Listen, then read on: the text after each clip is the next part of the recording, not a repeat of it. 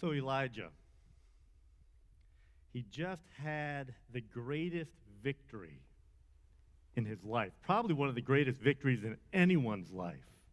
He was on top of the world. And then he wasn't.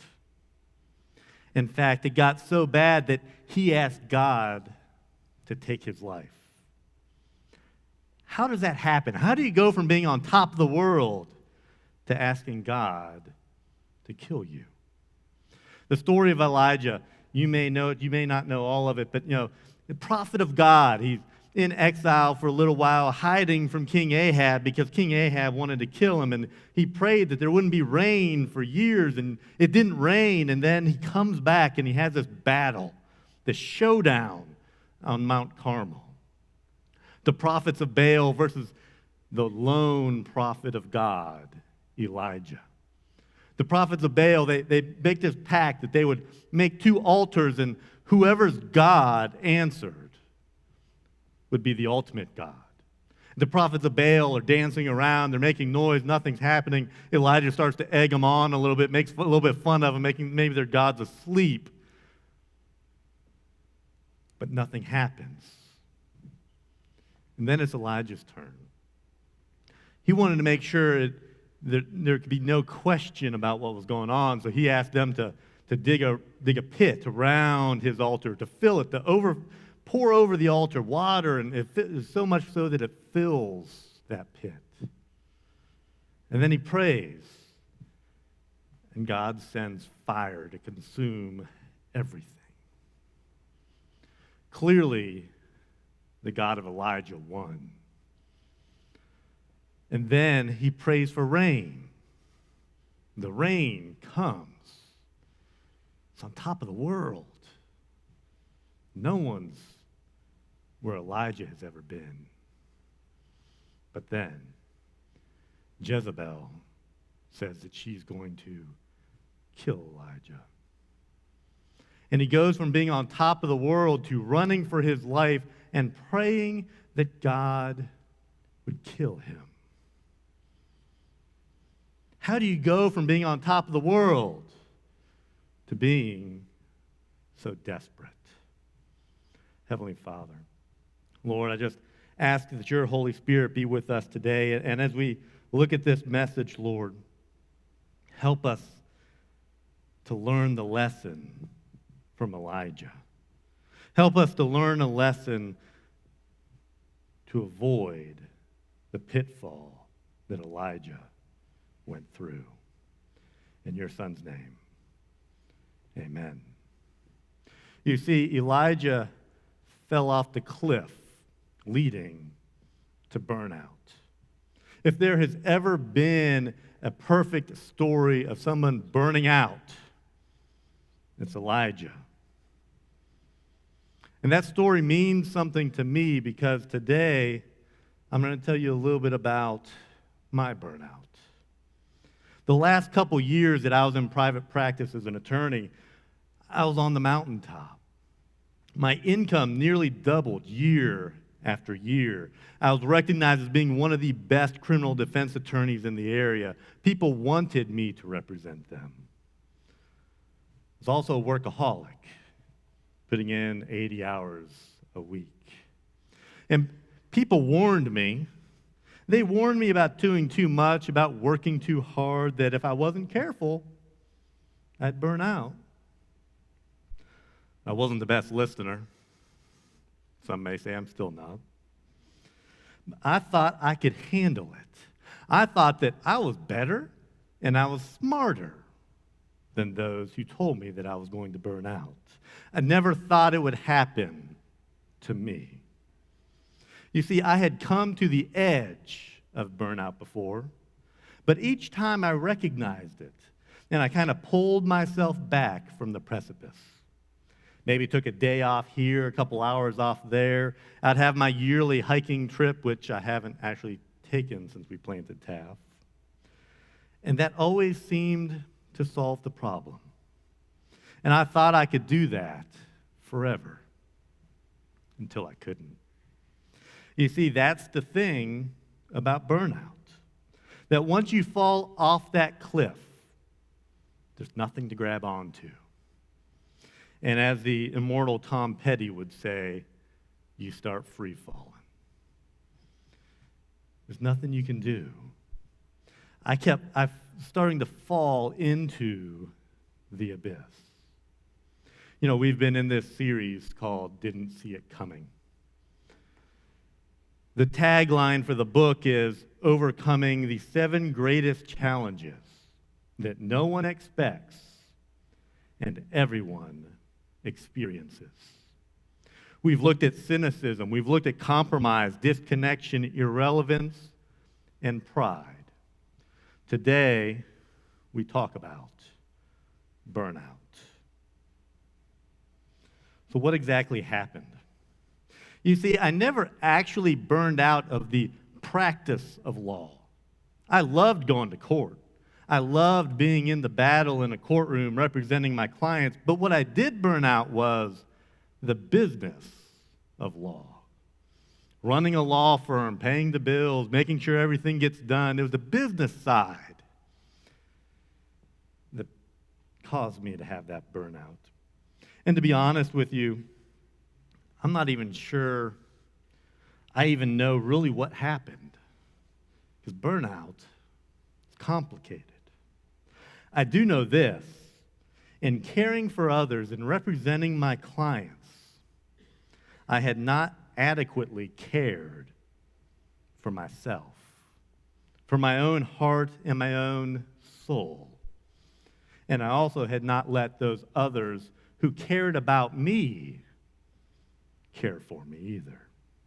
I started to spiral out of control, and it started to affect everything in my life. It even got to the point where it started to affect my ability to represent my clients to the best of my ability. You see, I had been running so hard for so long that ambition tends to do that to you. It started to affect my health, started to affect my sleep. My accumulated fatigue played a big role in that. But burnout is deeper than that. In addition to the physical component, there is also a spiritual, relational, and emotional component to burnout. Those were the things that I didn't pay much attention to until it was too late to pay attention to them. Spiritually, I find myself in a weird place. I never lost my faith. I never walked away from the church. And that young adult Sabbath school class that I taught in Kernersville is really what kept me in the church. They kept me grounded. They kept me coming back week after week. I never stopped reading Scripture because I had to, because I was teaching them. I never stopped praying, thanks to them.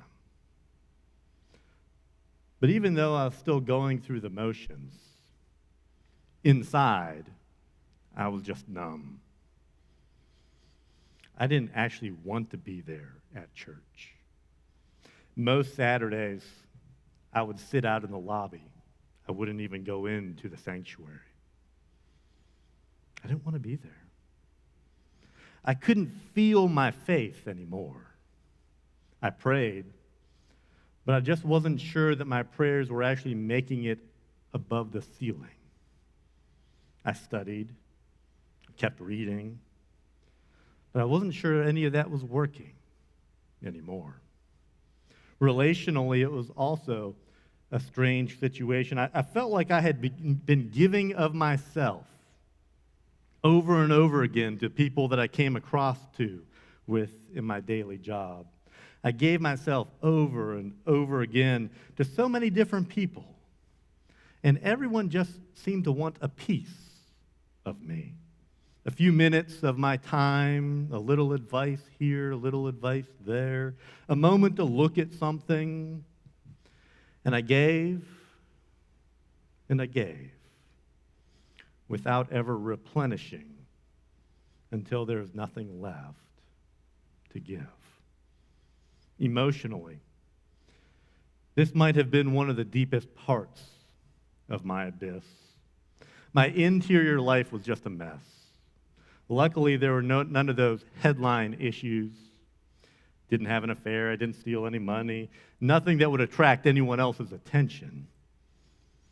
But there was an overabundance of insecurity, of jealousy, fear, and a deep misunderstanding of my identity and what fulfillment meant. You see, I equated love with performance. The better I did, the more I thought that people would love me. But that's not how love works. But I didn't get it. That distorted perspective led me into unhealthy cycles of performance addiction, which is really not a good thing for a lawyer to have. I would finish a case, and regardless of the outcome, whether I won or I lost, no matter what happened in the case, I always thought I hadn't done good enough. Something I should have argued that I didn't argue. And I nitpicked everything. My insecurity was deep enough that nothing seemed to fill the void. Never had enough clients, never had enough thank yous, never received enough recognition. You see, it doesn't matter how much water you pour into your bucket if your bucket is full of holes. My energy level dropped. So did my motivation and my mood, and I just wanted to lay around and do nothing. My productivity tanked. If possible, I even became more of an introvert, if that's actually possible. Almost to the point of being antisocial. I didn't want to be around people, anyone. Perhaps the most disturbing part of it all was the loss of hope. I had lost hope that God could ever use me. I thought he was finished with me. I began to wonder if I could ever be of use to anyone anymore. Moment of full authenticity here. There was a time when I wondered if suicide was my best option. If I had lost hope in God, if I wasn't any good to anyone else, if I couldn't perform to the best of my ability, and if I was causing pain to those around me, then maybe that was the best solution. But by God's grace, it never happened. As I look back on that time now, it's almost like I'm watching someone else's life. But see, that's what burnout does. It messes with your thinking. If you're at that point, if you're at the point of burnout, do a favor to the people that you love. Don't listen to that voice in your head. Don't give in, and don't give up. Those negative voices in your head, they are lying to you. You might not be where I was back then, but maybe you were close. Maybe you were at the point of what's called low-grade burnout. Not full burnout, but low-grade burnout. You see, low-grade burnout, the joy of life is gone, but the functions of life continue. You can keep going on, but the joy is sapped out. You're not feeling dead inside, but you're certainly not feeling fully alive either. The symptoms aren't enough to stop you in your tracks, but they are enough to sap the meaning and the wonder out of everyday life.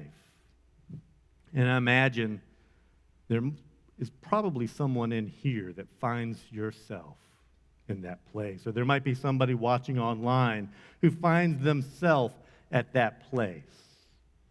You might even be free-falling at this point. You see, the irony of burnout is that some of those symptoms appear to be normal. So how do you know if you're heading towards burnout? I'm going to give you 11 signs or 11 symptoms of burnout. And if you recognize one or two of those in your life, consider them as warning signs of what could be happening later on if you don't do anything about it. If 6 or 8 of those appear in your life, then you are probably in a low-grade burnout situation. If most of them apply to your life, then you are likely in burnout. And I just lost the screen. I can see it down here. You guys can't see it up there. So, the first symptom of burnout is that your passion fades.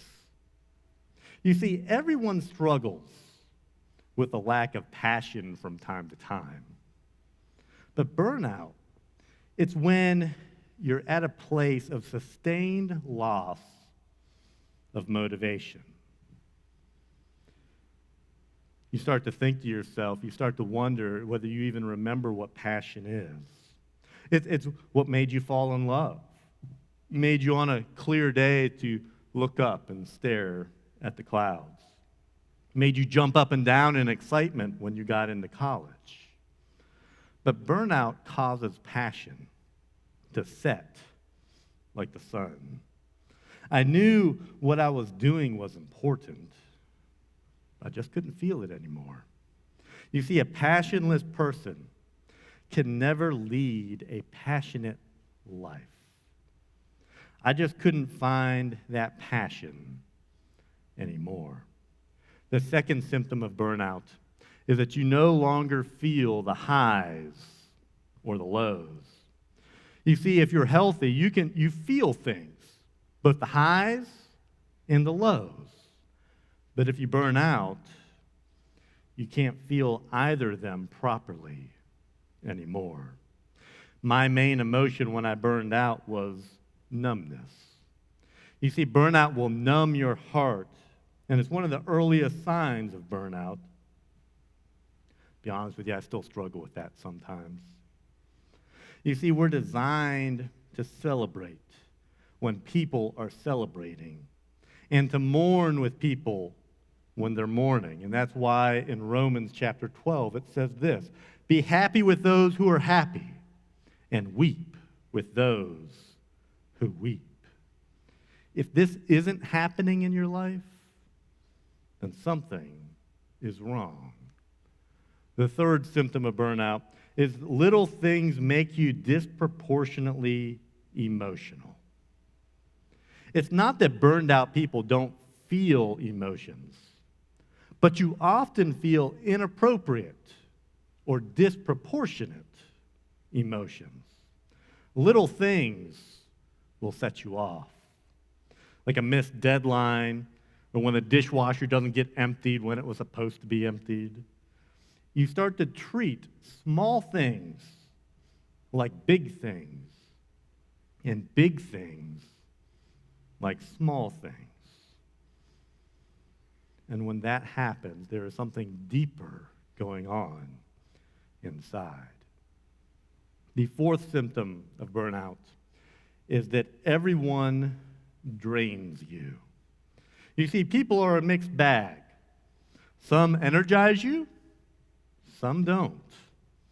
I get that. That's part of life. But when I burned out, no one energized me. Not my family, not my friends. In my head, I knew they were good people. And I knew they were doing things that were good and that they were trying to do the right things. But my heart just couldn't feel it anymore. When nobody energizes you, they aren't the problem. You are. The fifth symptom of burnout is when you start to become cynical. Now, we talked about cynicism back in week 1 of this series, but it deserves another mention here as a further sign of burnout. Cynicism by itself is not proof of burnout, but if you find that your cynicism is advancing at a rapid rate, it might be a sign that you're approaching burnout. Because cynicism will never find a home in a healthy heart. The sixth symptom of burnout is that nothing satisfies you. One of the hardest parts of burnout was that nothing seemed to satisfy me. Sleep didn't, prayer didn't, good people didn't, recreation didn't, vacation didn't, work didn't, food didn't. There wasn't anything that did. Quite frankly, this is a sign of depression and also a sign of burnout. The seventh symptom is that you just can't think straight. When you're burning out, your heart messes with your head, and you lose your ability to think clearly. I had to keep telling myself, don't do anything stupid, like quitting my job, like screaming and yelling at people. Some days, simply avoiding stupid was a victory. Symptom number 8, your productivity is dropping. I suffered during that time from incredibly low productivity. I probably needed to work double the hours what I needed to get done what I used to be able to do in half the time. I'm normally a pretty productive person, but it just wasn't working anymore. My thoughts wouldn't come together. My pace slowed down. I felt like there was a cloud between me and everything that I was trying to do.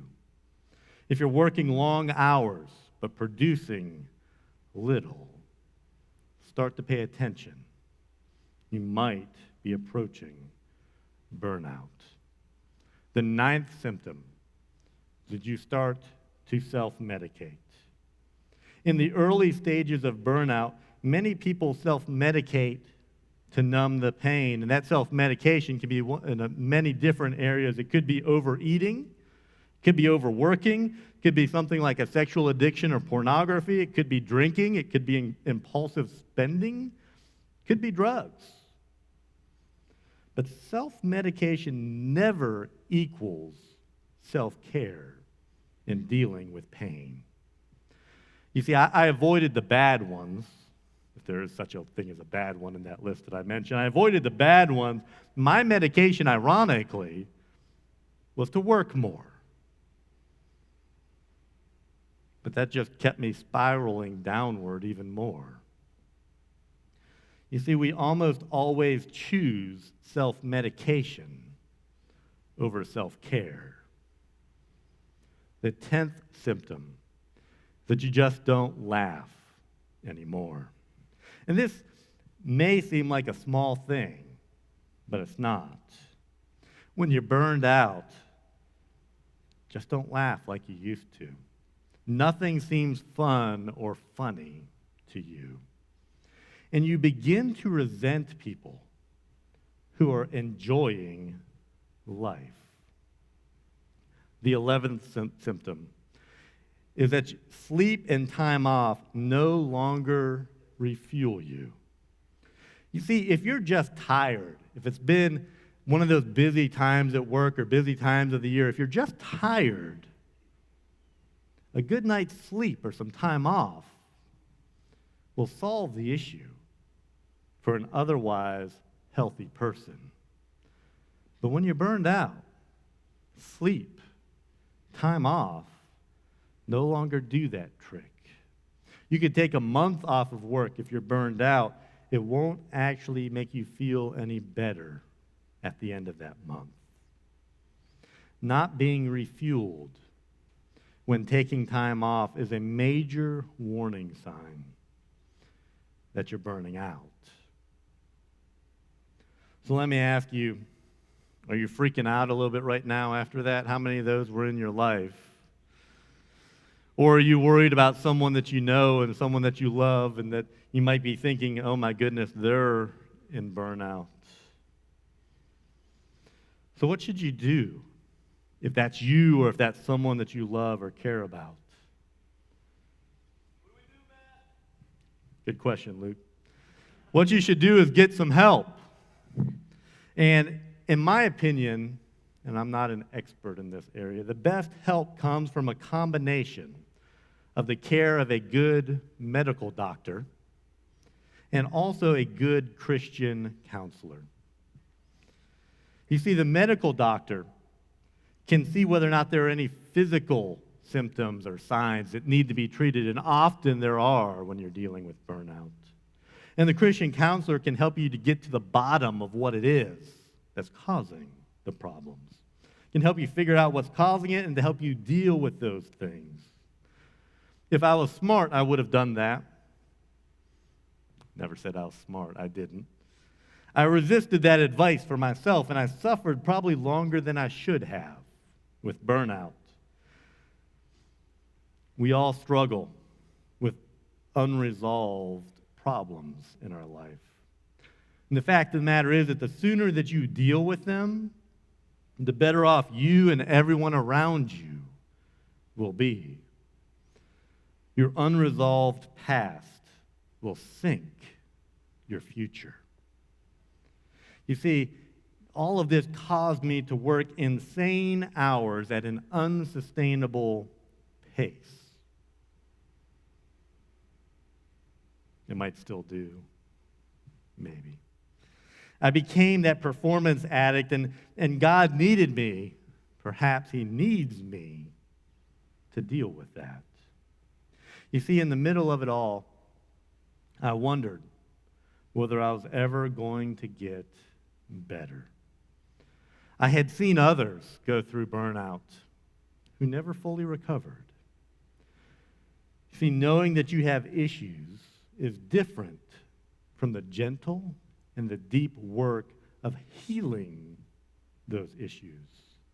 Every story is different, and every recovery is also different. It's not a one-size-fits-all. And I slowly began to recover, but it was tough, and it took quite a bit of time to get back to normal.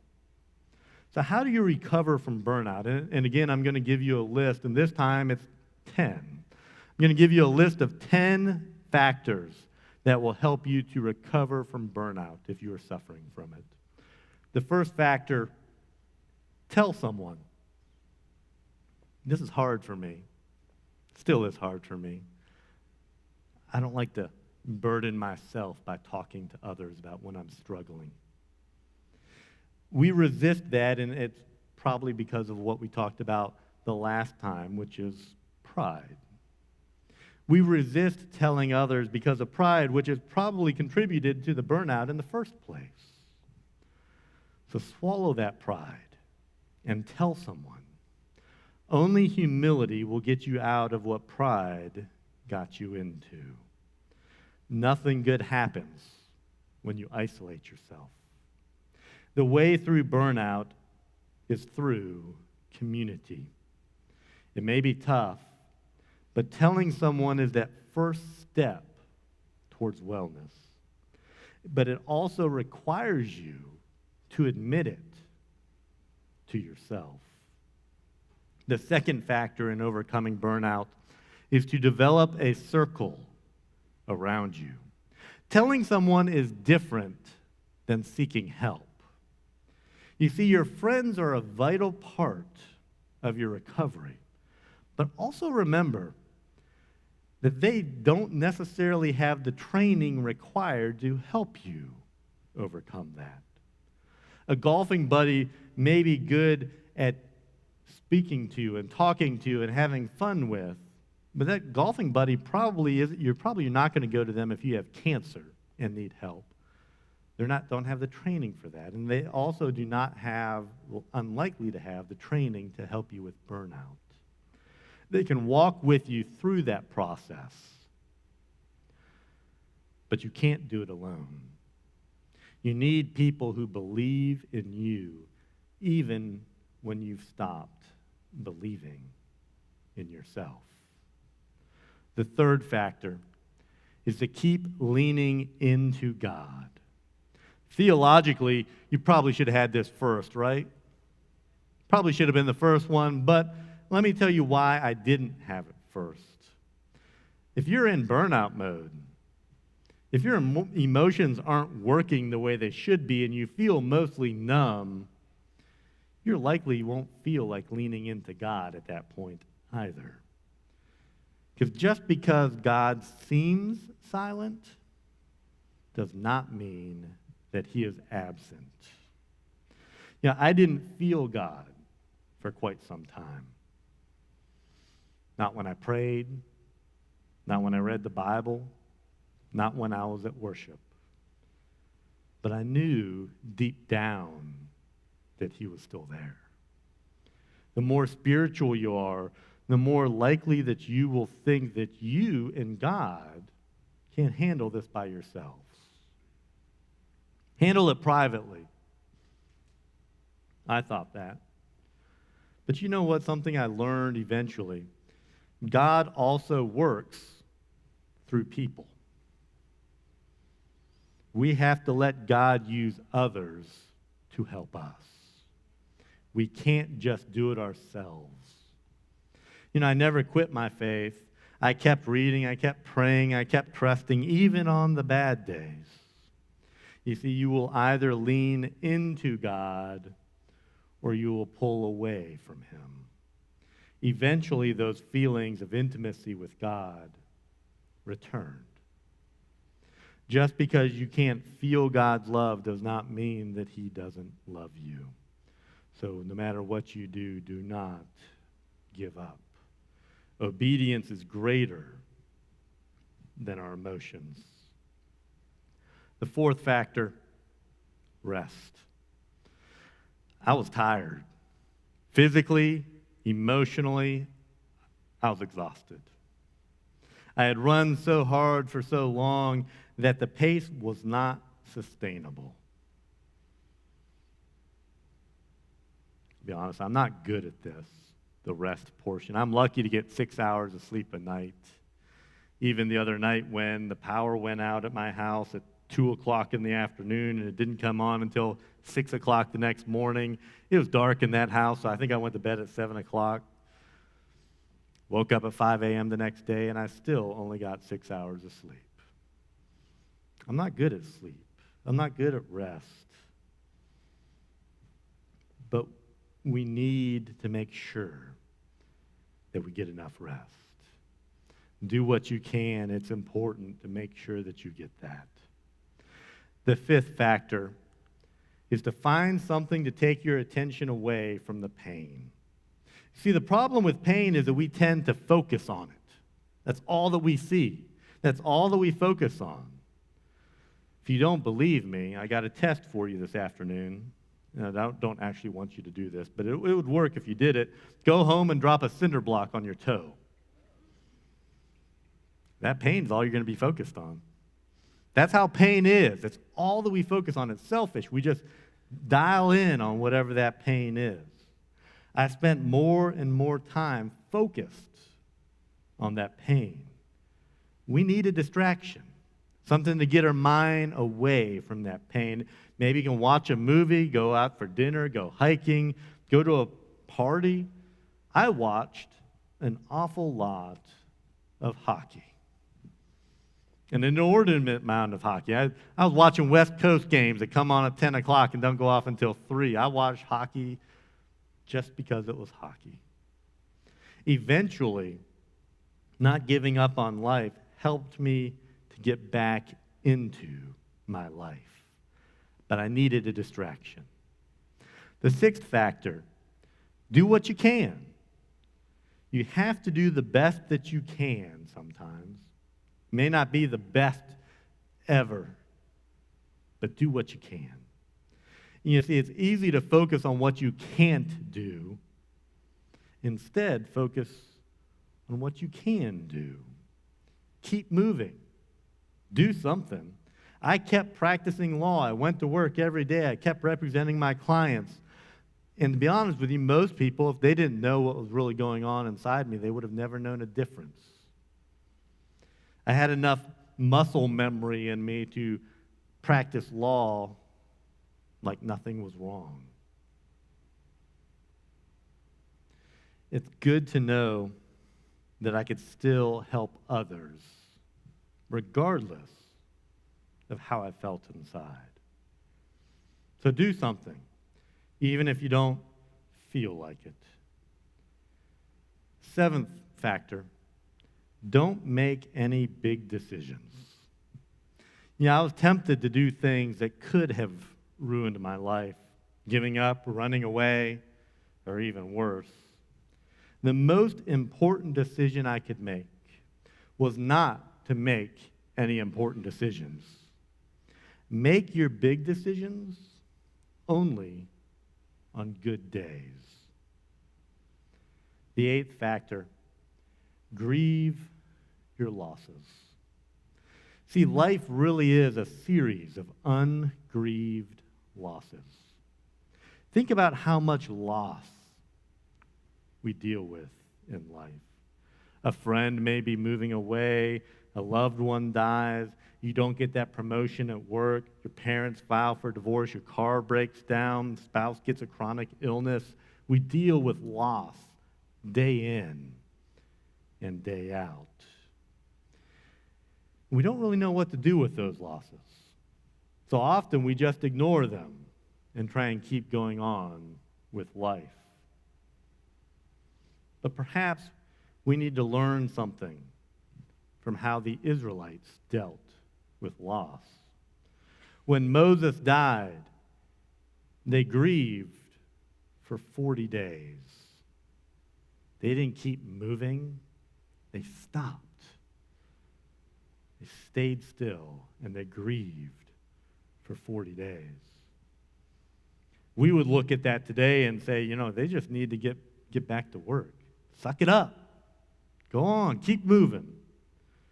Taking time to grieve is one of the healthiest things that you can do. Because if you don't grieve your losses, you are missing tremendous opportunities to put the past behind you. The ninth factor is to reopen your heart. The symptoms of burnout include a loss of passion, emotional numbness, and cynicism. So chances are, based upon those symptoms, that you have shut your heart down. You've closed it off to others. If you want to overcome that, it is vital that you open your heart back up. You have to trust again and live with an open heart.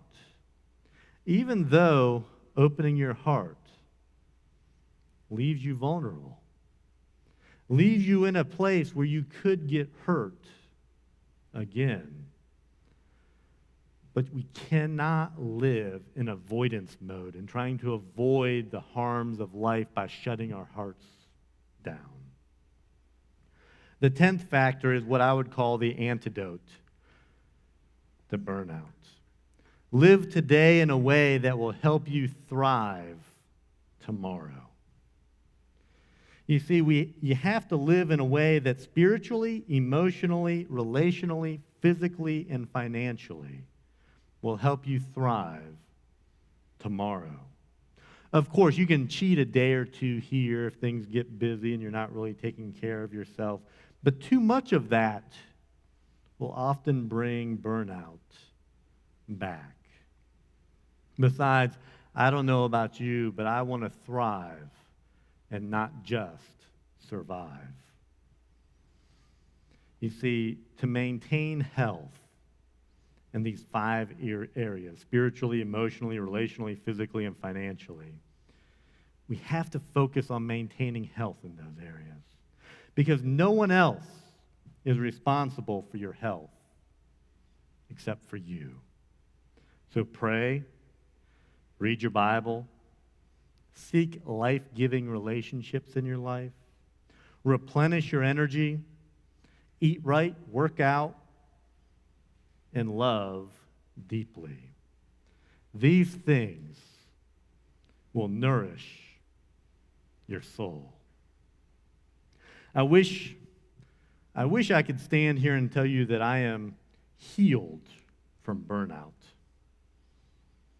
But truthfully, I see the edges of burnout almost all the time. It's right there. I keep running hard. I keep working too much, not sleeping enough. I'm trying to avoid that burnout, but I'm not very good at it. I've been there before, and if I had to guess, I'll probably be there again. So I would simply ask for each of you to pray for me as I struggle with this.